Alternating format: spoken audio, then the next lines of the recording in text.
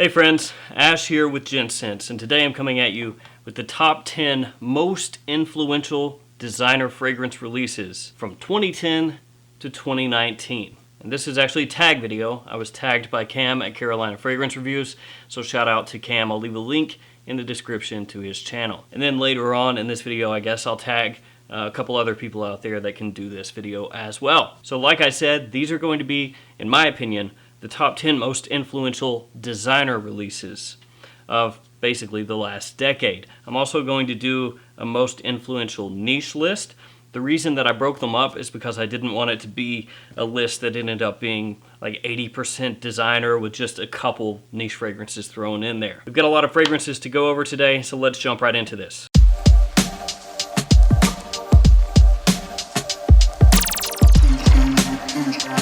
Now, of course, these are, in my opinion, the most influential designer releases over the past 10 years. You may have different opinions than me, though. I'm going to try to let you know why I think each one of these is influential. Obviously, some of these are much more influential than others. First off, let's start with one that I think is maybe not super influential, but it's on here for a reason, and it's this one, Hugo Boss The Scent. This is the original Eau de Toilette that came out in 2015. This has Meninka, ginger, and lavender as some of the notes in the fragrance. Now, a lot of you might think the scent, that's not really all that influential, and if you have that viewpoint, I can understand why. It's not like this was an enormous release that a lot of people loved that got a lot of hype. It was actually kind of written off when it first came out. The reason that I have this in the top 10 is because it did something a little bit different. This fragrance used Meninka fruit, which is not something you're gonna find in very many fragrances other than all the ones in the scent line. And with that, with using Meninka, with making that the focal point of the fragrance,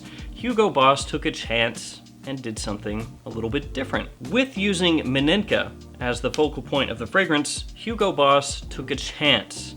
They came out with a new fragrance line featuring something that had never been featured before across designer fragrances. So they put themselves out there a little bit, and it's obviously been successful because the scent now has many fragrances in that line. And now the scent fragrances are actually getting a good amount of love. The scent Private Accord, for example, lots of people love that one.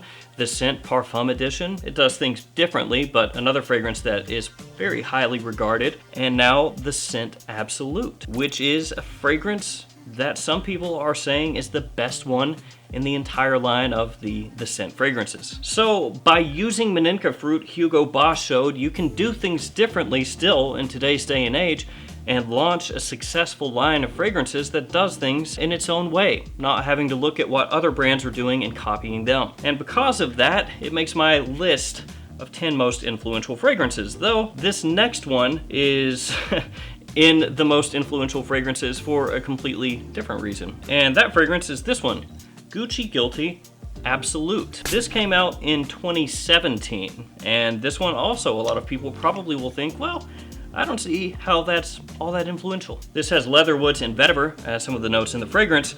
This one also did something completely different. It's a flanker, so it's not like the scent in the sense that it didn't start off its own line of fragrances. It's part of the Gucci Guilty line. But Gucci Guilty Absolute has nothing to do with all the other fragrances in the Gucci Guilty line. A lot of people hate on this, say that it's too medicinal, that it smells like Band-Aids sometimes. Personally, I love the fragrance. I think it smells amazing, and it definitely did its own thing. The reason this makes the most influential list is because it completely bombed. This did not sell well in retail environments.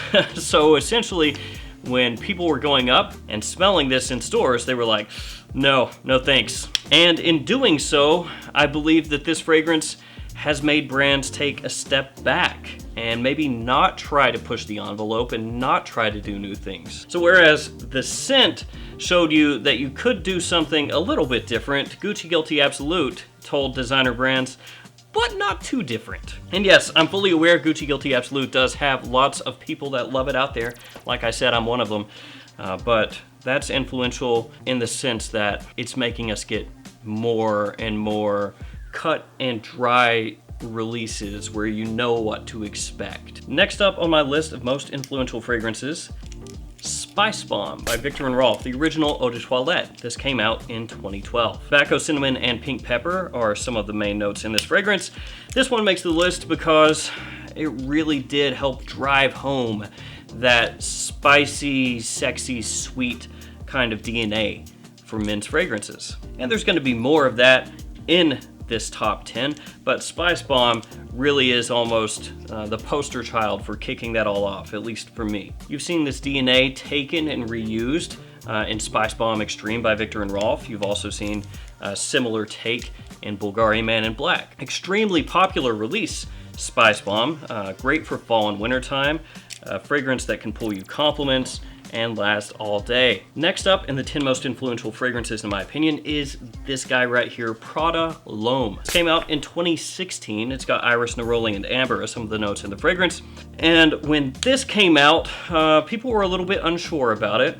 When it was very first released, some people in the community wrote it off, said that it was a terrible release, that it was just too boring. And then lots of other people out there thought, no, this is actually a very wearable, versatile kind of fragrance, especially for casual or office wear that can also be dressed up and worn formally. Something that is sophisticated, refined, gentlemanly, and at the same time easily approachable and easily worn. It's got a soapy clean sort of iris to it, a little bit of powder in there as well. And this one really helped jumpstart the whole notion of the modern office type of fragrance. So much so that nowadays, when you ask somebody what's a really easy to wear, clean, versatile office fragrance, this will get brought up. And so Prada L'Homme, for those reasons, I think is one of the most influential releases from 2010 to 2019. Next up, we have a fragrance that kind of helped set off the modern clubbing fragrances to an extent. It is this one, Versace Eros. It came out in 2012. It's got vanilla, mint, and tonka as some of the main notes. It's known for having great performance, being kind of bubblegummy sweet, being loud, attention-grabbing, and compliment pulling. Eros is a fragrance that's pretty affordable from discounters, which makes it even more popular. And it kind of took the mantle to an extent from 1 Million and ran with it. So 1 Million is a very popular release. Pretty much all of you out there are gonna know about Paco Rabanne 1 Million. That was a huge club fragrance when it was released. Still is, to be honest. And Eros kind of set up the next generation of night out clubbing type of scents. You also will smell the Versace Eros DNA in many releases. Sometimes it's not super obvious, but then when you wear it, you might be reminded of a fragrance and you might be thinking to yourself, what is that? I've smelled that before, that sweet sort of vanilla. And then you realize it's this. So that fragrance is extremely popular. It's kind of set into motion the next generation of clubbing fragrances, if you want to call it that. And the DNA is in many other fragrances that are being released even to this day. Next up, I want to talk about this one, Dolce & Gabbana The One Eau de Parfum. This is a flanker to the original Dolce & Gabbana The One Eau de Toilette, and this was released in 2015. It's got amber, tobacco, and ginger as some of the notes, and this is really just a continuation of The One Eau de Toilette. It's one of the biggest date night fragrances that has ever been released in terms of designers. The Eau de Parfum basically took the Eau de Toilette and fixed, if you want to call it that, a lot of things that people had issues with. It increased the performance a little bit. It's got slightly better projection and longevity. It's got more richness. It still has that good amount of sweetness to it, and the easily approachable tobacco note that so many people love from The One is also in here, or I should say The One Eau de Toilette is also in the Eau de Parfum. That release just really drove home The One as a line of fragrances that could be extremely successful, and that has continued on with the pending release of The One Eau de Parfum Intense, which should be coming out this year, 2020. Up until the release of the Eau de Parfum, the One line was actually not doing that great. The One Sport is extremely forgettable. Nobody really cares about that one. Then you had Dolce & Gabbana The One Gentleman. People didn't really seem to care about that one very much. So when the One Eau de Parfum came out, it almost relaunched this line of fragrances. And still to this day, the One Eau de Parfum is many people's favorite from the entire line. And in talking about almost relaunching a line of fragrances, I have to bring this one up. Acqua di Gio Profumo. Like the One Eau de Parfum, Acqua di Gio Profumo was launched in 2015, and this one really made Acqua di Gio blow up again. Acqua di Gio, of course, is the most popular or best-selling men's fragrance of all time, but after the launch of Acqua di Gio, there really weren't all that many flankers. They had a Life edition, they had a Blue edition, they had Acqua di Gio Essenza, which got a little bit of hype, but Acqua di Gio Profumo really blew things open again. This one has aquatic notes, bergamot, and then incense, which is the big addition here, or the one that gets talked about the most. And since Profumo, we've had Profumo Special Blend, we've had Absolute, we've had Absolute Instinct, so we're getting nearly yearly versions of Acqua di Gio. When before Profumo was released, there were nearly 20 years where there were, I think, 3 flankers or versions of Acqua di Gio that came out that weren't the original. And since this has come out, we've had 3 more since 2015. So Acqua di Gio Profumo makes my list as being one of the most influential fragrances of this past decade.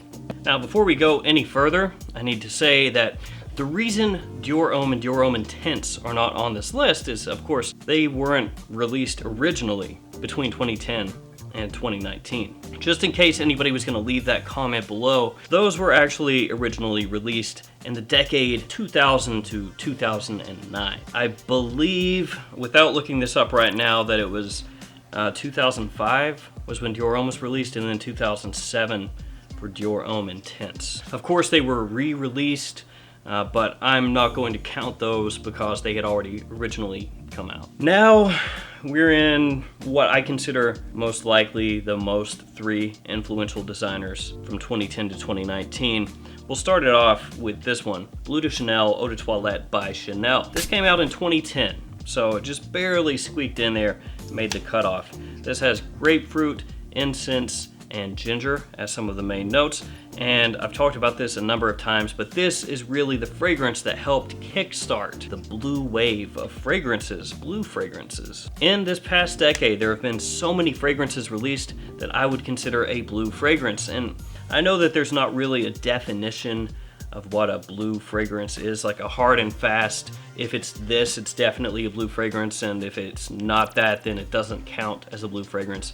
But for me, it's generally a very versatile, people-pleasing, compliment-pulling, mass-appealing type of fragrance that oftentimes will center around a specific kind of note breakdown. Oftentimes they will have citrus in the opening, grapefruit or bergamot. There, especially lately, will be ambroxan or ambergris or amber wood as one of the notes. You'll sometimes have things like incense in Bleu de Chanel or Versace Dylan Blue, but it's never done with the heavy hand. It's always very appealing, easily approachable. They'll often have pink pepper, things like that. And of course, if they have blue in the name or a blue bottle, that never hurts. So Bleu de Chanel has to make the list of 10 most influential designers because it has spawned so many fragrances in a similar style. Now, I'm not saying the fragrances in a similar style necessarily smell like Bleu de Chanel. It definitely smells like its own thing. When it came out, it was a very unique fragrance. There was nothing else out there that smelled like Bleu de Chanel, but still yet, when this was released, it was not highly regarded by the fragrance community, the people more hardcore into fragrances, and much in the same way, one of these next fragrances that I'm going to talk about was not extremely well regarded by the fragrance community, but people in general love the way Bleu de Chanel smells. Huge compliment puller, extremely easy to wear. You can wear it casually, formally, to the office, on a date, pretty much any situation. It's a massive seller, it's extremely popular, and it really may be the most influential fragrance of the last decade, 2010 to 2019. But where Bleu de Chanel started things, this next one really kicked it into high gear, and we really haven't looked back since. And that is this guy, Dior Sauvage Eau de Toilette. This came out in 2015, so Bleu de Chanel had been on the market for 5 years when this one was dropped, and this one really took the whole blue fragrance craze to the next level. Ambroxan, bergamot, and a peppery mix, some of the notes in this fragrance. It's known for having a metallic ambroxan and, like I said, a spicy peppery mix of Sichuan pepper and black pepper as being some of the things that people will recognize most from this fragrance. It has great performance, lasts a very long time, projects heavily, pulls a ton of compliments. To me, it's not quite as formal or classy as Bleu de Chanel is. If we're just going straight up based off of the smell, I prefer Bleu de Chanel, but Dior Sauvage was, and still is, an enormous release. And once this came out, all the other designer houses that did not have a blue fragrance decided basically, once this came out, we need to start working on one of those. And so if Bleu de Chanel started off the blue craze, Sauvage took it to where it's at a fever pitch. A lot of you out there don't like that because that means you're seeing lots and lots of fragrances that are used in the same situations that have a similar idea behind them as Sauvage or Bleu de Chanel, but then lots of you out there do like that because it gives you even more choices as far as just hyper versatile fragrances that pull compliments. Those two, I would say, together probably are the most influential, but this last one to me is right up there with them. In my opinion, these three are probably the tops as far as most influential designer fragrances go. And this one is one that personally I don't really love. It's not one that I ever gravitated toward. My brother loves it, but I just never really dug it heavily. I understand the appeal. It's just, for me personally, I don't wear it. And it's this one, Paco Rabanne Invictus. This one came out in 2013, believe it or not. I can't believe it's been that long. I remember when this was brand new, but now it's been out for going on 7 years. It's got ambroxan, grapefruit, bay leaf, and marine notes.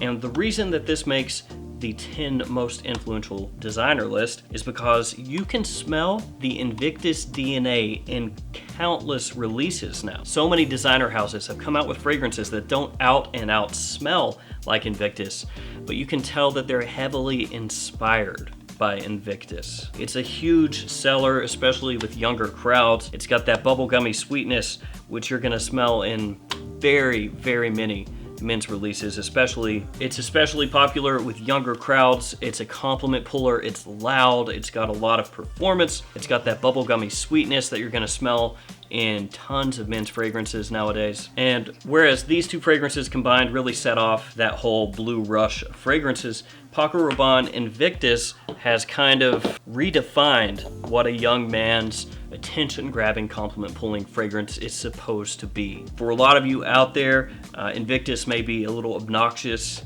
and the DNA may not work with you, but I know a lot of guys out there love it. They love the attention that it pulls, they love the compliments that it pulls, and you'll find Invictus DNA just scattered all throughout men's designer releases nowadays. So there we go. My 10 most influential designer releases, in my opinion, from 2010 to 2019. I'm going to be working on a niche version of this list and hopefully have that out before long. Of course, some of the fragrances in the niche list you're already going to know, but to be fair, you probably already knew that one or both of these was going to be in this list. So be on the lookout for that list, top 10 most influential niche fragrances, and let me know which of these fragrances you think was the most influential in men's releases between 2010 and 2019. As always, guys, thanks so much for hanging out with me today. Thanks for all of your support. I couldn't do this without you, and I'll see you tomorrow for another fragrance video. I'll see you guys.